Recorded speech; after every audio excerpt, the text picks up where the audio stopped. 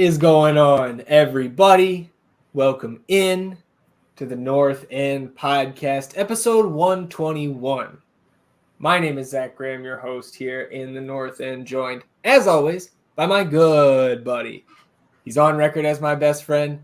His name is Ian Michaud, and we call him E, a.k.a. Le James, a.k.a. Sebastian Drew Easy, a.k.a. Eastradamus, a.k.a. Pap E. O'Daniel, a.k.a. The Fashionista, a.k.a. Chill E, Will E, a.k.a. Joe E. Chestnut, a.k.a. Eon Stonkel. Midweek here in Austin, Texas, couple days removed from, our little therapy session that was the last episode, even more removed from the disaster that was that opening match. How you feeling, bud? Look, man, I've been taking a bunch of showers trying to wash that stink off me from Saturday. I think I'm 17 to 18 more showers away from being completely purified, but I'll get there by Saturday so that we're ready to roll.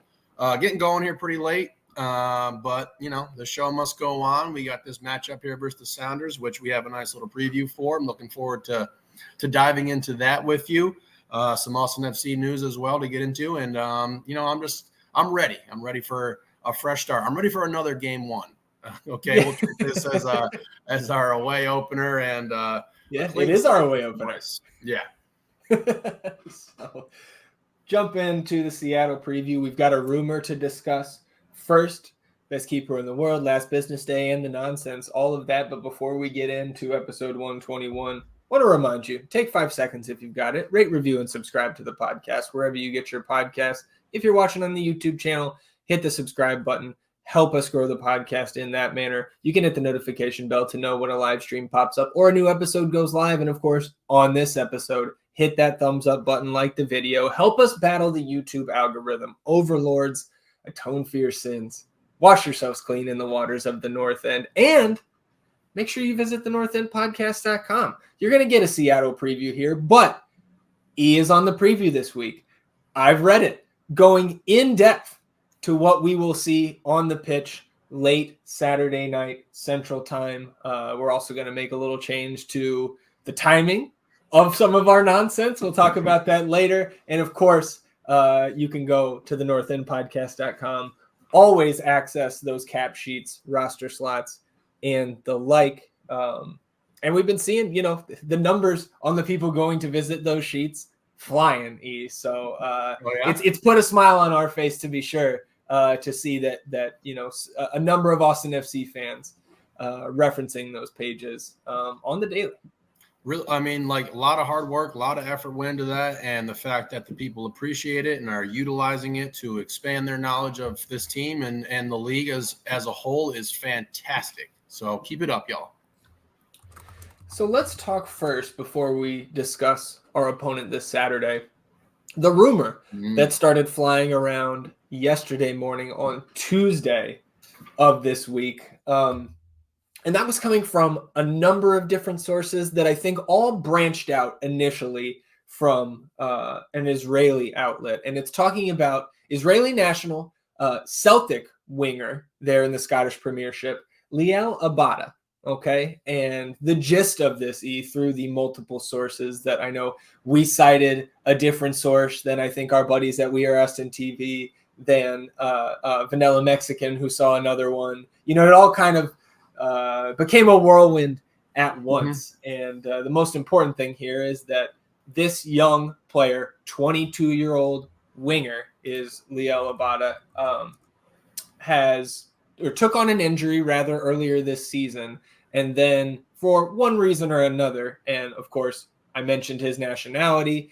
If you know anything about Celtic, and just kind of, I guess I would direct you, as our buddy Dylan directed me and some other folks, to go read the book, How Football Explains the World. I think there's an entire chapter there on Celtic and Rangers and the political implications of that rivalry and those clubs and fan bases. So I don't think we need to get into all of that. What's important for us is that this guy is out of favor. The rumor is that he is willing to leave the club and maybe take kind of a hit on how much money he would be owed to do so.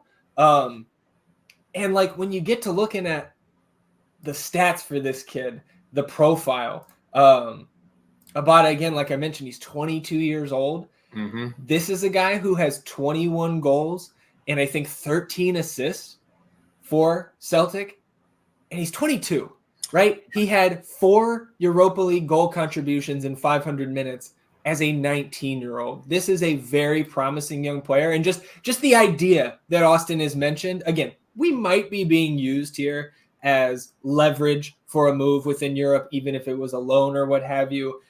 There's not a ton that's clear right now, but what did happen is Austin FC is mentioned alongside Atlanta United, and if you compare, and that's just the MLS sides that are mentioned, but if you compare Atlanta's cap space with ours, I think we would have the leg up in that regard. So I'm going to pull up some of his goal highlights from last season.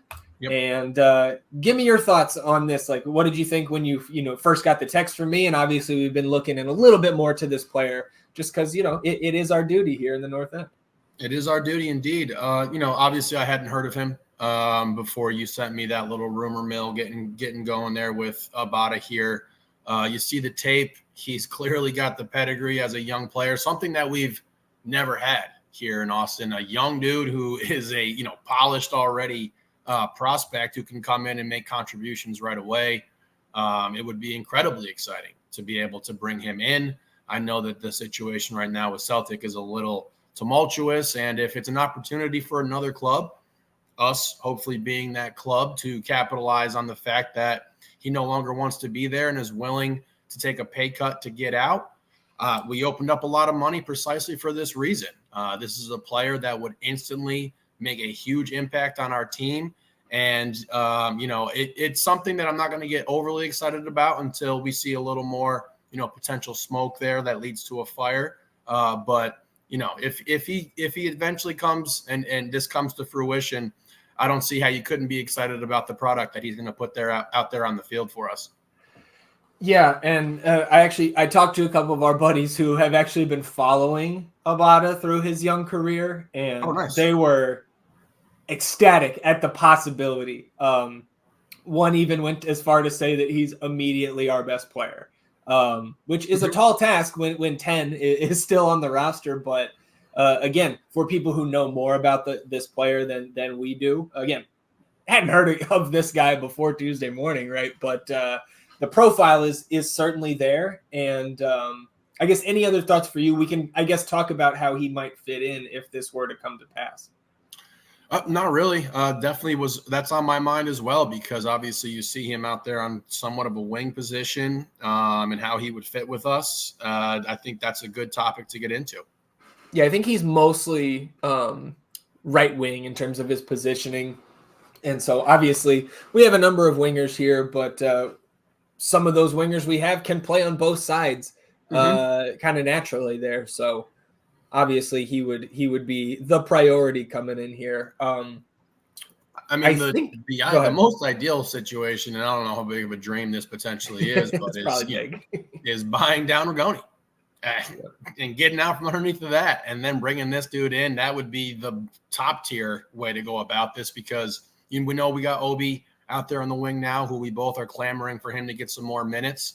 And I don't know how this deal would work out or what we would have to do in order to bring him over here to Austin, but I hope we can do something. And, we talked about it before we got here on the show. Roto's comments the other day about some guys that they've been targeting and the how close we've been or how close we currently are to actually acquiring somebody. So if this is what that rumor's been about, then, I understand the possibility that we could be being used as leverage for sure. I don't know if you can pull that on Rodolfo Borrell, to be honest. I think he would be, smart enough where if it's an actual interest to pursue it, but if it's something where we're not getting any sort of feedback back, then we can move on from it. Yeah. Well, I think, like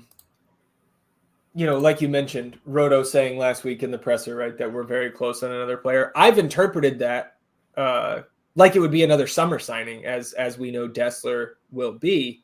But our window is open until April. So this could, and some of those reports were like, this is something that club and player both have interest in kind of making happen quickly. So again, it's no guarantee, but if he was to come over here, I know especially after Saturday, we're eager to get that Emiliano Rigoni contract off the books, or just the DP tag, right? Yes. I think the most likely outcome, if it's like, okay, yes, we're going to acquire Liel Abada, I think the easiest cap maneuvering plan here is you buy down Alex Ring, who's on that max TAM DP designation, which allows you to have all 3 U22 slots open. Obviously, we're only using one right now with Kolmanich and of course Musa Gite on loan, but we don't expect him to come back. And since he's on loan, that spot is open. That he is Abada rather is 2 weeks too old to be a U22 player. And I think he makes a little over $1 million right now. So he would make more than that max cap hit, which is the ceiling for a U22 player. Mm-hmm. But he would qualify as a young designated player, which, similar to Max Tam, keeps all 3 of your U22 spots open. So, like, again, if we properly fill DP spot number 2 from Rigoni in the winter, and we have a guy like Abada coming in and taking that 3rd DP spot from Ring, where we're also keeping open the U22 slots, I know that both you and I and some other Austin fans have been kind of out on the U22 idea for a while, but the way Roto has been operating so far, I'm kind of warming back up to it.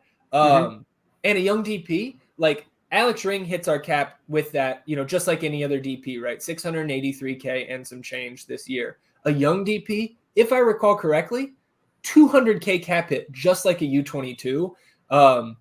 So this would be, like, if we brought him over on paper, this would be a sick signing, if that's how it panned out, bring him on as a young DP. That's my speculation on this. And again, it could just be a little bit of smoke, but it's some exciting smoke nonetheless. Yeah, it's definitely fun to see these highlights and watch him go. A guy can dream about getting Rigoni bought out, but I understand that that's definitely not the most likely scenario. But as you talked about, having that young DP position or status with the club and building out from that U22. Look, we whiffed on all our U22s before. Like it was a disaster. And I understand how some of the fans are still traumatized from that. But you land this guy, bring him in for like 200 something K, and then you fill out those U22s as well. That's what we're talking about, foundational kind of building where you're structuring a roster to really be a contender.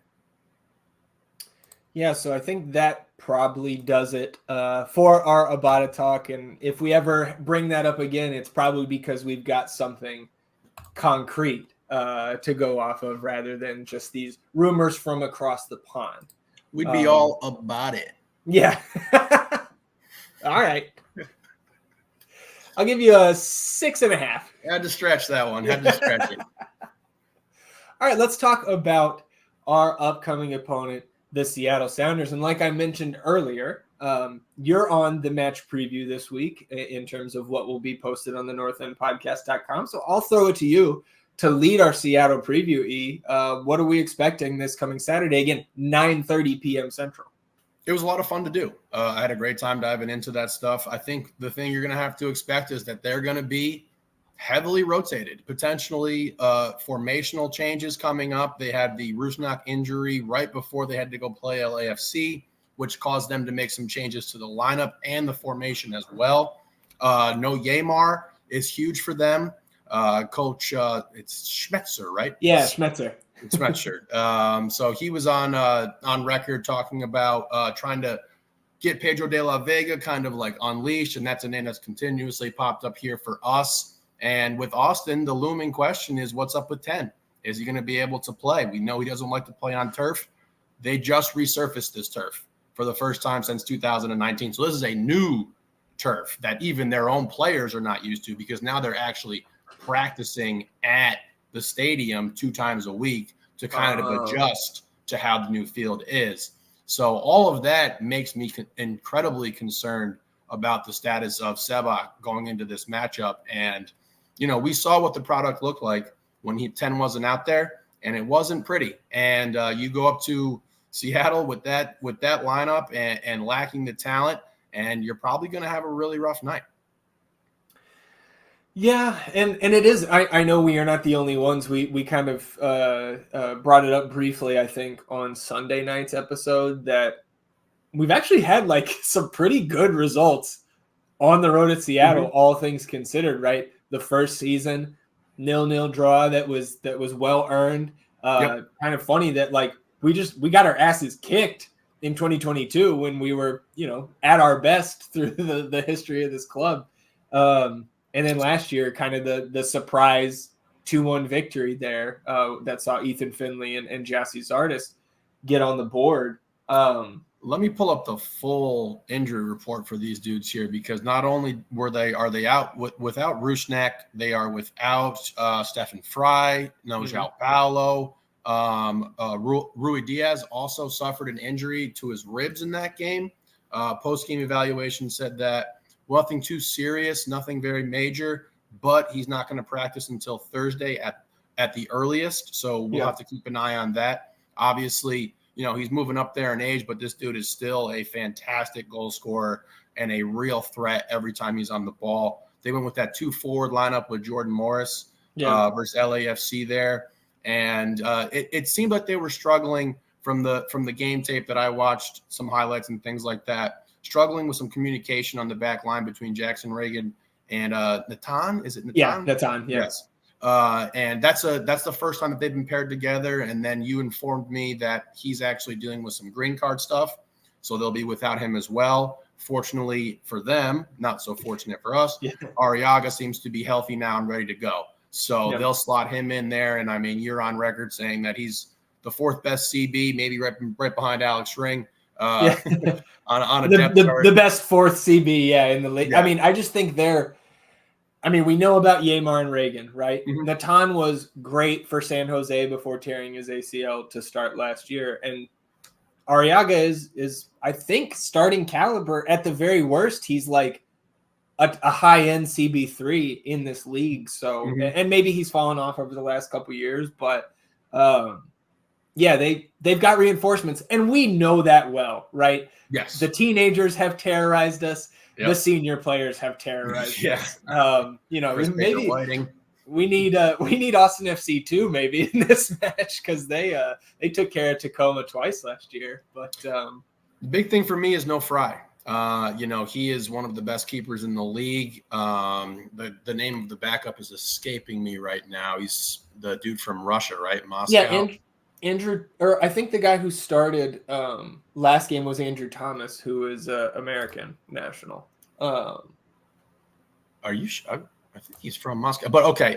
So they're going to be heavily rotated with a lot of injuries, and it's tough to play up there for sure. Like you said, you're right. Sorry, Moscow. Sorry to interrupt, but you are correct. No worries. It's a tough place to play, and we can't get much worse than that first half of our first game here. So I'm hoping that the coaching staff is going to be able to find a way to deploy Danny properly, to be able to have him be our connector from the back line in our possession kind of style to get us into our attacking third phase.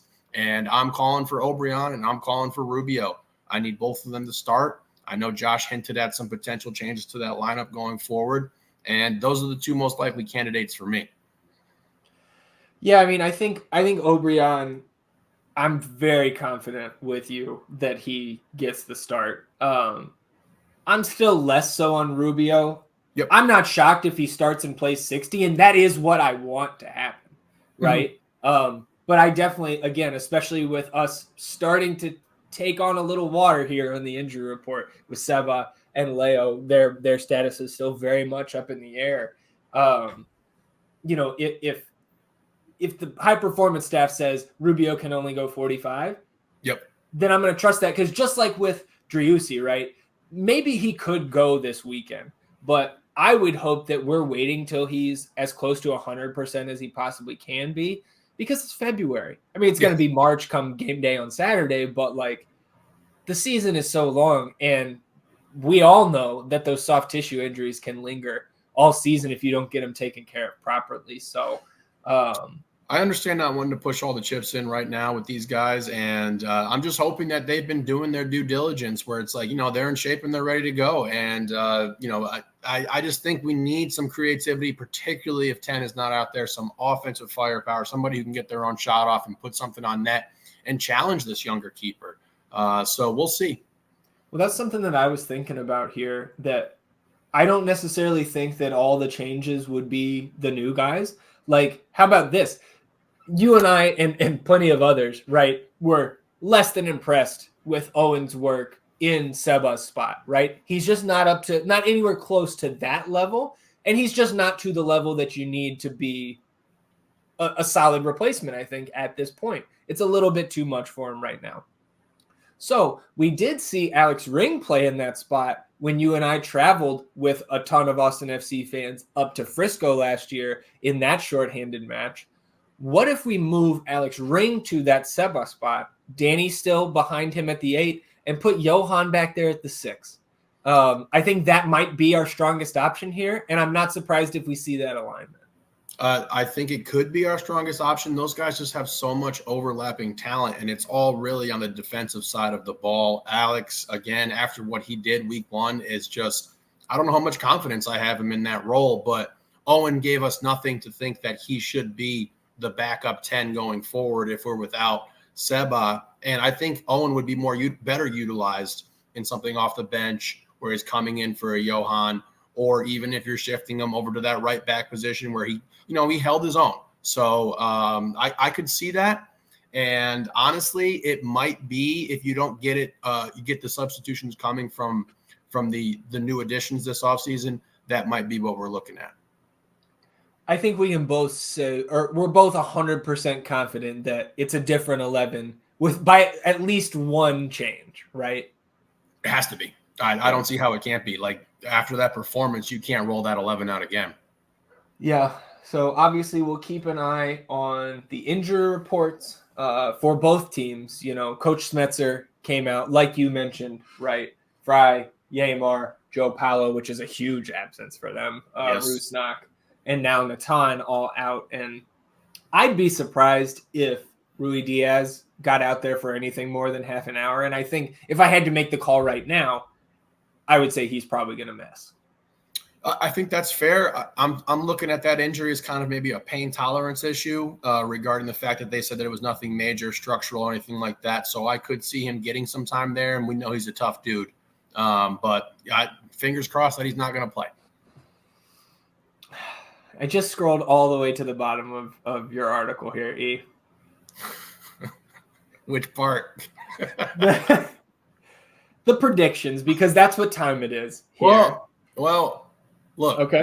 There's when I'm doing these articles, I have my smoking pipe, I have my glasses on, I'm wearing the hat, the old guy hat, whatever. Surrounded by many leather-bound books, right? Yes. Rich mahogany. Yes. Yeah. But podcasty, he will stick to the routine here. Okay. Well, I was going to say, because from what you wrote in your article, you and I are in lockstep in terms of that result. So I guess they could.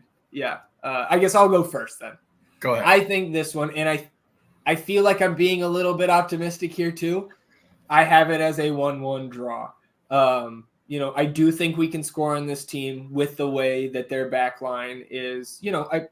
Again, even if you have those capable backups, it's that communication, right? The consistency along the back line that keeps a team like Seattle at the elite level they were last year. And you saw all of the pressure that LAFC put on them last week. Yep. Denny Bouanga obviously is a step above anybody we're going to have on the pitch this Saturday, but he fired off like 5 or 6 shots in the first half hour. Like the offense was there to be had. So I'm hoping we could sneak one past and not give up too much. So I've got the 1-1 draw on this in this Saturday's match. And honestly, with the amount of injuries that they have right now and the changes that they're going to have to make to not only their lineup, but potentially their formation, I could see them being very satisfied with a 1-1 draw with the guys that they're going to be rolling out. I obviously know that they're not going to use the injuries as any sort of excuses. And like you said there, we're in locks. You and Article E are in lockstep. Okay. Podcast E is going to say that Stuberg plays out of his mind. gets us the clean sheet, and we walk out of there 1-0. All right. So, if you want, you want to see that real E prediction, you can head over to the northendpodcast.com, read his full match preview. I think well worth a perusal there. I was chuckling at some of your keys to the game titles there. So everybody can check that out. How about you look at the Singletary one? Singletary. Yeah, no, I saw that one too. All right. Well, we can keep moving here, and we'll just go ahead and jump right into, it's not really a new segment anymore, but it's still all about the best keeper in the world. Damian Loss out there with Louisville City. No more preseason games since we last talked about the best keeper in the world last Wednesday, although Louisville did announce a national TV broadcast schedule, on April 6th. You can tune your dial to CBS to watch Damian Loss and Louisville City take on Indy 11 there in the USL. They will also make 4 other national TV appearances April 9th and June 19th on CBS Sports Network, August 10th and September 22nd on ESPN2. So Damian Loss on the Deuce twice later this season, CBS in early April. That's all. I'm tuning into all of those, man. Yeah, that is really, really cool, and a big thing for USL as a whole, and a great push for soccer in this country. Yeah, absolutely. I believe the rest of their matches are broadcast on ESPN Plus. I believe they have a deal with the USL, but not quite certain there. Obviously, everybody with an antenna can catch that CBS match on the 6th. So we will definitely be reminding all the North End podcast faithful of that as it approaches. That's always a nice bridge into last business day. And we do have some news on Tuesday morning. Austin FC put out the press release. Austin FC 2 announced that the team has re-signed midfielder Bobasi Biarhuanga, our boy Bobo, back in the fold. How does it feel? Oh, it feels absolutely wonderful. Bobo is one of my favorite players on that Austin FC 2 club. He was last year. He's a great, great player to watch. Everything seems to point to him being a really good kid, really good person. So I know we were pretty bummed when we thought we were going to be losing him, but to get him back, and you said was a 1-1 here with the option? Yeah, so he returns to FC Toe on a 1-year loan agreement from, of course, MFK Viskov. This is his parent club. He was on loan here last year from that club. But then we have an option to extend the loan through 2025. So 1+1 loan. And I like it. Again, I think he's going to continue to be a staple of this midfield. I love watching him play. I'm so excited that he's back. Like, welcome back, Bobo. Love it, man. Yep, appeared in 26 matches last year, including all 4 playoff tilts, 1 goal, 3 assists in the MLS Next Pro Cup winning campaign of 2023. Bobo, 22 years old, 18 total appearances for the Ugandan senior men's national team, including 6 of the 2022 FIFA World Cup qualifiers. And then it wasn't just Bobo in this press release, We also signed defender Ruben Bonachera, and I believe I am pronouncing that incorrectly because he is of Spanish descent. I think my first thought there was Rodolfo Borrell, right? Spanish, But you continue to read this, and Bonachera arrives via transfer from Wisla Krakow to there in Poland. Got him on a 2+2, so 2 years guaranteed, options for 26 and 27. And when I saw Wisla Krakow, I went back to the technical staff updates that the club released in early February. The new director of domestic scouting and recruitment, Iago Aguilar Azon, came to us from Wisla Krakow in Poland, where he spent last season as assistant to the football director. So I think that's a Iago signing there. Potentially, at the same club last year. More about Ruben here, 20 years old, originally from Terrassa, Spain, plays primarily as a left back. Began his career in the Cornellà youth system, moved to the academy of Villarreal, obviously Villarreal, a La Liga club. He made that move to their academy in 2019, made 4 appearances for their U19 side in the UEFA Youth League, and also competed in 1 match of the club's senior reserve side, but before joining Wisla Krakow in Poland last year. So your thoughts on our new fullback?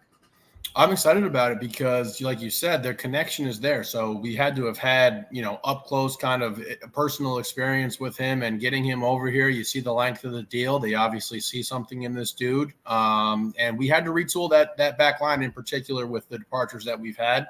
And it was, the staple of what made that Austin FC2 club really super special. So I'm looking forward to welcoming both of these dudes. So happy to have Bobo back and, looking to defend the title now. Yeah, and I think, looking at the roster tab that we have on our cap sheets at the northendpodcast.com, we've got Bobo back in there. We've got Ruben in there. So we've got 3 true fullbacks now on the roster. We've got Sheikh Touré, right? We've got Anthony Deanda. And this is where I think we have now generated a positional battle at left back because we know Deanda, talented, young prospect out of our academy, 18 years old as of today. Bonachera, though, primarily a left back, 20 years old. And we just brought this guy on for at least 2 years, potentially 4. It's going to be really interesting to see how that left back position pans out this season. And I think we're getting close to a full roster here, but I do expect a couple more announcements of signings here in the coming weeks. And maybe we'll have to put out, some guesses on, what we think the first 11 is going to look like here. Yeah, that'll be fun. We'll get into the preview once that day comes and everything, and hoping for just good competition. It's a good thing to have for a club. You got guys competing for minutes, competing for a spot, and there's nothing wrong with having 2 really talented young dudes on that left side who can both contribute. So, Deanda is somebody we've been following for a little while. I'm pretty sure he's H's boy, right? Yeah. I know they have a little relationship there, friendship. Yeah. So always pulling for him, definitely in his corner. And if anything, you bring in competition like this, it elevates your game. You want to earn those minutes. He wants to play. So I'm eager for both of those guys and just eager to see that FC2 club again in action. We talked about the academy, or I guess before we leave FCTO, they did have that Monday exhibition against North Texas SC. I didn't find any scores from it. Again, like as it has tended to be here in the preseason. This Saturday is the road matchup against SAFC. So good luck, boys. Avenge us one more time. As you have been known to do, Harry, they're coming. Yep. Academy update. We talked about the Rapids coming to town last weekend, and the only score that was reported when we recorded on Sunday was the 1-0 loss by the U15s. U17s now 0-0 draw against the Rapids. And then the U14s played a team called TDP Elite out of Louisiana. 5-0 smackdown. So good on the U14s there. And it looks like this Sunday, after the U14s took on TDP this past weekend, this Sunday, 13s, 15s, 17s on the road in Louisiana, taking on TDP Elite. So good luck to those boys. And, we'll be watching those scores as they roll in. Indeed. Score a couple goals, get your name on the pod. All right. Into the nonsense here on episode 121. And, as match day 1 came and went, so did the scores in the Verde Best Ball League E. And behind the hat trick of Christian Benteke, it pains me to say the Verde Pendant boys are in first place after match day 1. We had a little bit of a stat correction there, working things out as MLS apparently is with their fantasy game E. I haven't sent you this yet, I don't think, but the scoring has changed after week 1 heading into week 2. So I need to Yeah, they changed their scoring on the fantasy platform after a week. Yeah, it's horrendous. What? Yeah, it's stupid. This is why Best Ball is the best MLS fantasy game there is. Yeah, it's terrible. Substantial changes? Yeah, remember how we were all prioritizing aerial duels 1? That's gone. It's ridiculous. So, Verde Pendant, 45 points in week 1. Pole position. We are Austin TV in second with 41. Phil West, Verde all day, on their heels with 40. Then there's a little gap to the bottom 3 in the standings. Moon Tower Soccer 32. North End Podcast 31. Texas Ring of Fire still holding on to that spoon for now. I know they want to get rid of it to somebody else, but 29 points in week 1. So best of luck to all the teams here in week 2, but especially the North End Podcast. We'll get healthy. We'll get right. We had a lot of DNPs. We had a lot of visa issues, a couple injuries, Seba, Hanny. We're not too worried about it. We're not too worried about it. It's the long game. All right, and then the week 1 bets. We did our best Austin FC impression because we all thought Austin FC going to show us some improvement on Saturday. And North End Podcast going to improve with the bets. And hope that buzzer's warmed up. Austin to win, plus 105. San Jose to win, plus 280. Seattle, plus a half point. Red Bulls, plus 195. And Cincinnati, minus 1.5. Ooh, SKC, plus a point. That's a win. We'll take that.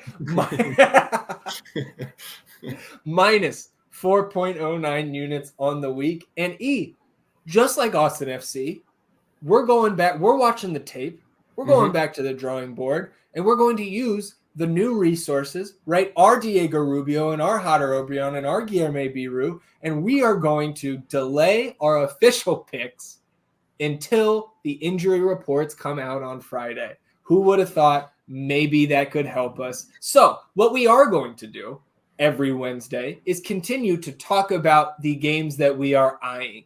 And then after the injury reports drop on Friday, we will post a picks article on the northendpodcast.com every week with our final picks in there. So if you, for whatever reason, have been tailing our picks, I don't think there's anybody doing that. But maybe this helps us get on track, to having a successful year. And maybe then 1, 2, 3 people want to look at that article. So at this point, you want your weekly laughs from the bets, you go to the northendpodcast.com, you read that article, you check it with the scores on Saturday night, you point and laugh, just like you have been for the last year. But if we start turning this around, that article is going to be appointment viewing every Friday night. So that's how we're doing things here. Any complaints, concerns, or comments from you, sir?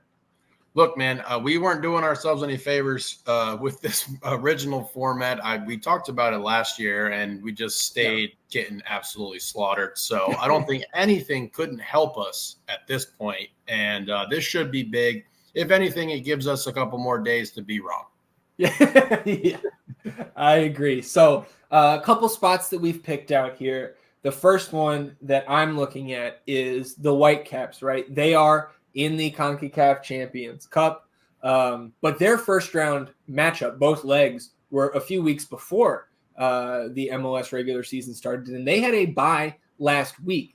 So they've got Charlotte FC coming to town, and I believe Charlotte got a win last week, but I still consider them one of the lower tier teams in the league, and obviously high on Vancouver. So I like Vancouver here, minus 120 at home. I've got my eye on that matchup.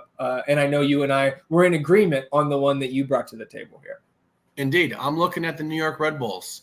They had their first matchup versus Nashville, outshot them 18-5.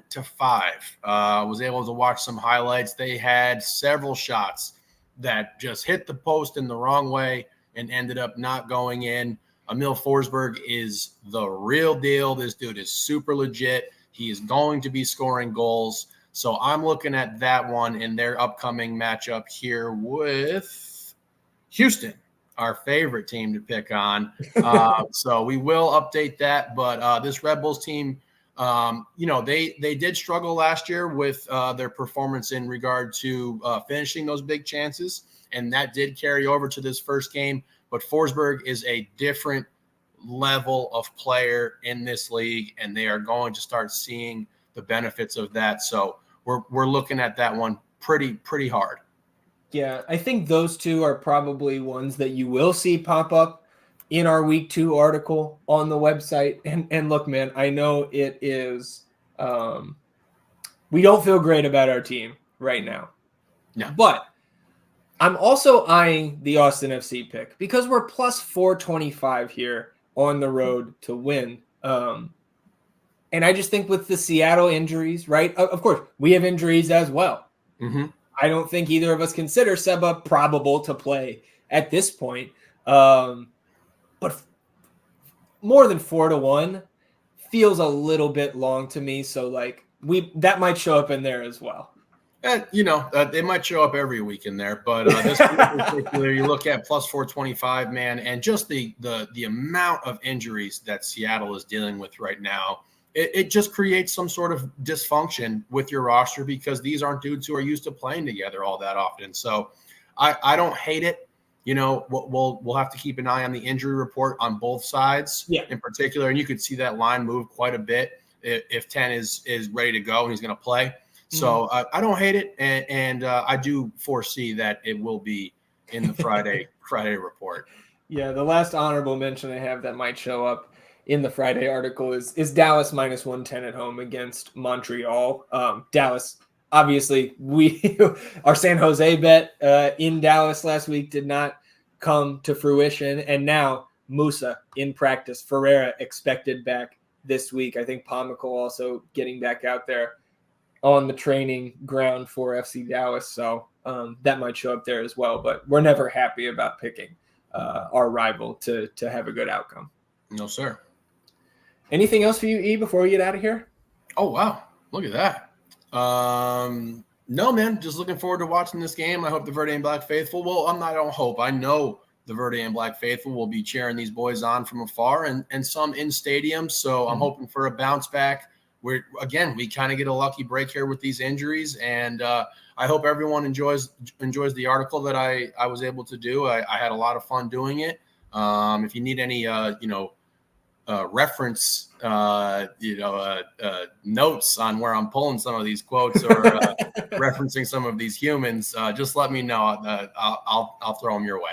Yeah, there you go. northendpodcast.com to check out E's match preview article, and Friday evening, that match day 2 picks article coming your way as well. We appreciate you tuning in, sticking with us here on episode 121 of the North End Podcast. We are back on Sunday recapping Austin FC's road matchup against the Seattle Sounders and talking about everything else in between. Enjoy the rest of your week, everybody. Excited for Saturday. We'll see you guys back here Sunday night. Till then, he's E, and I'm Zach. Vamos Austin FC, everybody. Goodbye.